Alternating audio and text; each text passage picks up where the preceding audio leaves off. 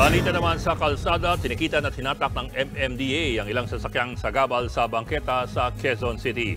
Ang ilan nakipagsagutan pa sa mga otoridad, huwag lamang matow ang kanilang mga sasakyan. Nasa frontline na balitang yan si Gerard de la Peña.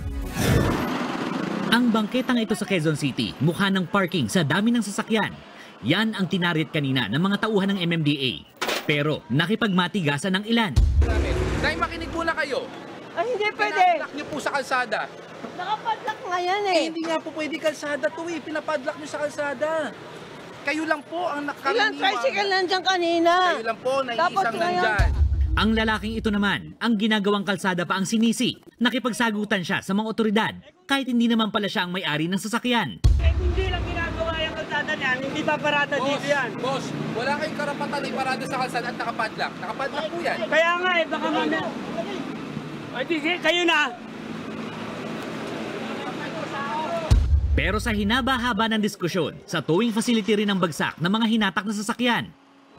Nilimas din ng MMDA ang bangketang ito matapos humingi ng tulong ang building administration dahil sa dami ng mga iligal na nakaparada. Di tulad ng karaniwang bangketa, malapad ang sidewalk na ito dito sa kanto ng Araneta Avenue at Aurora Boulevard sa Quezon City. Kaya naman maraming motorista na engganyong gawin itong paradahan.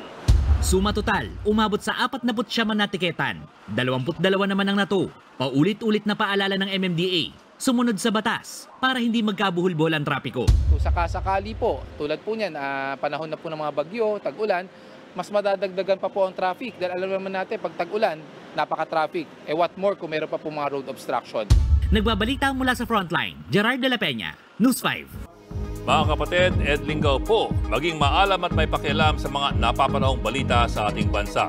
Para sa mas malalimang pagtalakay at paghimay sa mga issue at headlines, tumutok lamang at pag-subscribe sa social media pages ng News 5.